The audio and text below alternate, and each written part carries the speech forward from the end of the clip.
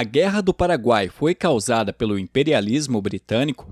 Este é o Visão Libertária, sua fonte de informações descentralizadas e distribuídas. A Guerra do Paraguai, o maior conflito já ocorrido na América do Sul, é um dos poucos assuntos cuja unanimidade nas respostas é inquestionável. Basta perguntar para qualquer pessoa de qualquer escolaridade e até mesmo alguns professores de história menos preparados e verificar que a resposta será a mesma. No ano de 1860, o Paraguai era um país extremamente desenvolvido, sendo atacado injustamente pelo Brasil, Uruguai e pela Argentina. Países influenciados pela Inglaterra, que estava vendo seu império ameaçado pelo gigante sul-americano. Além do ataque sórdido feito pelos seus vizinhos, o Paraguai, até o fim da guerra, viu sua população masculina ser reduzida em 95%, sobrando apenas mulheres e crianças, o que provocou a ruína econômica do país. A história que é contada, ensinada e conhecida pela ampla maioria das pessoas é muito romântica. Um país sem acesso ao mar, com pequena extensão territorial, ex-colônia de exploração da Espanha e com uma grande parte da população descendente de indígenas, fez frente ao maior império da época, a Grã-Bretanha, e possuía elevados índices de desenvolvimento econômico e humano, sendo injustamente atacado por seus vizinhos, que estavam a serviço do imperialismo britânico. Esta versão junta quase todos os traços que compõem as desculpas vomitadas pelos socialistas para o fracasso de um país: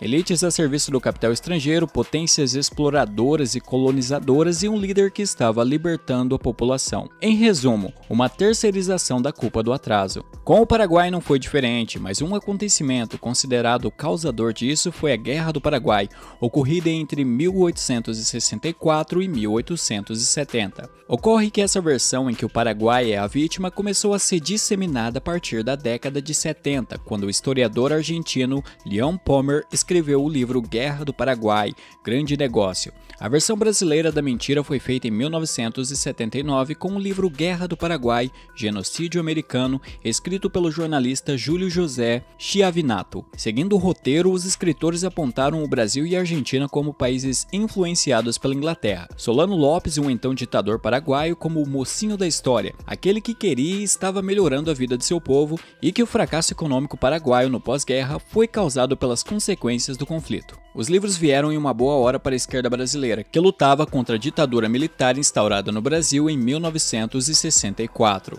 Lula já discursava nas greves sindicais do ABC, e quando os socialistas voltaram ao poder, bastou adequar os livros didáticos à narrativa. Assim, durante os anos 2000, o senso comum em torno do assunto foi formado, com professores de História e Geografia exaltando o Paraguai como exemplo de luta contra o imperialismo, culpando a cumplicidade de brasileiros, argentinos e ingleses pelo fracasso paraguaio e elogiando a postura de coragem do estadista Solano Lopes.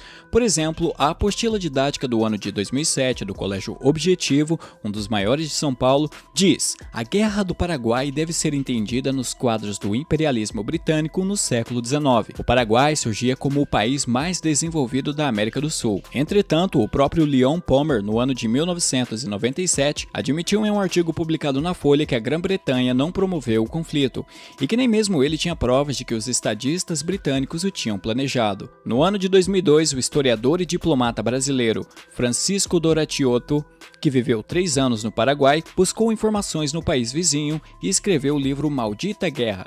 Segundo sua pesquisa, o Brasil não tinha noção do poderio militar do vizinho, nunca teve a intenção de destruí-lo e o ditador paraguaio Solano Lopes agiu com insensatez ao declarar e prolongar a guerra contra o Brasil. A história da Guerra do Paraguai começa, na verdade, em 1863, no Uruguai. Naquele ano, o Uruguai entrou em uma guerra civil. De um lado, o presidente uruguaio Bernardo Berro, do Partido Blanco, que se relacionava com Justo Urquiza, líder da oposição na Argentina, e Solano Lopes, o ditador paraguaio. Do outro, o caudilho Venâncio Flores, membro do Partido Colorado e organizador do movimento armado, o líder argentino Bartolomé Mitre e o imperador brasileiro Dom Pedro II.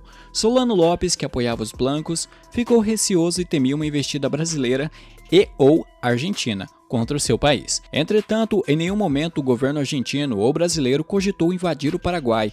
O Paraguai, na época, não contava com bons diplomatas, não tinha jornais privados e nem partidos de oposição para discutir a medida. Assim, baseado em uma ameaça que não existia, Solano Lopes resolveu atacar o Brasil. Em dezembro de 1864, tropas paraguaias invadiram o Mato Grosso e, em abril de 1865, a província de Corrientes, na Argentina. Como consequência, no dia 1º de maio de 1865, Brasil, Argentina e Uruguai assinaram o Tratado da Tríplice Aliança. Com isso, a primeira falácia sobre a Guerra do Paraguai é desmentida. A Grã-Bretanha não teve influência nas causas do conflito. O Império do Brasil e a Grã-Bretanha estavam com as relações diplomáticas rompidas desde 1863 por conta da questão Christie. William Dougal Christie, um diplomata britânico, deu ordens aos navios de guerra de seu país para bloquear a Baía de Guanabara. O incidente ocorreu por suspeitas de que um navio britânico chamado Prince of Wales teve sua carga pilhada por navios brasileiros no litoral gaúcho. Sob a ameaça do uso da força, Christie exigiu do governo imperial o pagamento de 3.200 libras esterlinas. As relações diplomáticas entre os países só foram restabelecidas em setembro de 1865, quase um ano depois da invasão paraguaia ao território brasileiro. Esse incidente não foi o único motivo para refutar a hipótese da ajuda britânica, pois a Grã-Bretanha não via essa guerra com bons olhos, já que havia vários investimentos ingleses no Brasil, onde 72% de todas as ferrovias eram de companhias inglesas, e no Paraguai, onde mais de 200 ingleses trabalhavam em projetos de instalação de telégrafos. O chanceler britânico Edward Thornton, em 1866, convocado para explicar ao parlamento britânico o que estava acontecendo na região do Rio da Prata, afirmou que a Grã-Bretanha era neutra no conflito. Além disso, apenas 8% do financiamento da guerra veio de empréstimos externos. Ora, mas se a culpa não foi da Grã-Bretanha, então de quem foi? Só existe uma resposta: Solano Lopes, o ditador paraguaio. O Paraguai na época era uma república, porém o cargo de presidente era vitalício e hereditário. Assim, com a morte de seu pai em 1862, Solano assumiu a presidência do país. Em 1864, decidiu invadir um país com 22 vezes mais habitantes que o seu, o Brasil. É verdade que, no início do conflito, o Paraguai levou vantagem. O país contava com um exército de 77 mil homens contra 18 mil militares brasileiros. Assim, quando os soldados paraguaios invadiram o Mato Grosso, as vitórias foram fáceis, já que havia pouco mais de 875 militares brasileiros guardando toda a área. A reação brasileira demorou 5 meses para ocorrer.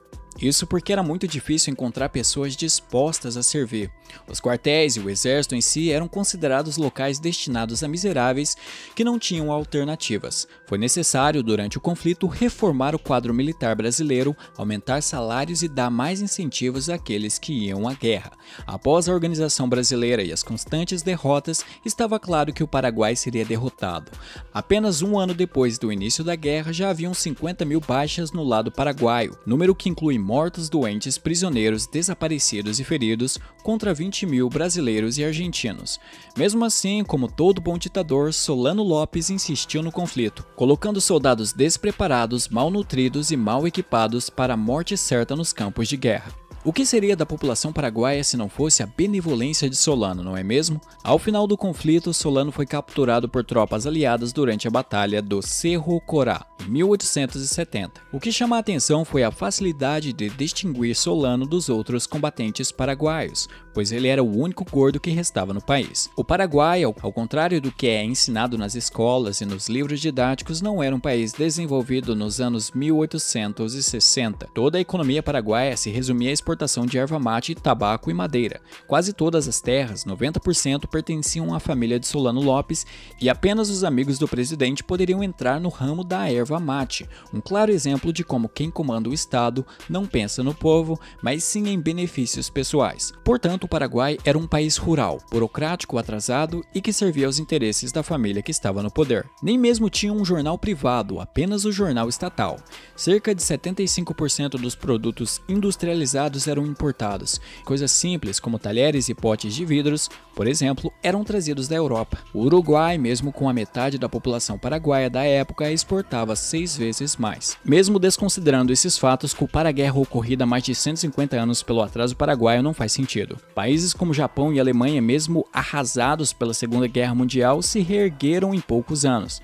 A indenização também não foi a responsável. Até a Primeira Guerra Mundial era comum que os derrotados pagassem indenizações aos vencedores. Foi assim na Guerra Franco-Prussiana, na qual a França teve de pagar 5 bilhões de francos à Prússia. 5 anos depois, a Alemanha pagou 132 bilhões de marcos aos seus vizinhos. Já o Brasil, que gastou 614 mil contos de réis na guerra, o equivalente a 11 anos de orçamento do governo federal na época, cobrou 460 mil contos de réis do Paraguai como indenização. O governo brasileiro não viu a cor desse dinheiro e mesmo se houvesse o pagamento, esse dinheiro dificilmente seria destinado à população atingida pelo conflito, pois ele ficaria à mercê daqueles que controlam o Estado. No final disso tudo, na década de 1930, Getúlio Vargas perdoou a dívida do Paraguai. Há controvérsias também sobre o número de mortes paraguaias. No ano de 1846, o país tinha uma população de 250 mil pessoas. 11 anos depois, em 1857, teria passado para 1,337 milhão,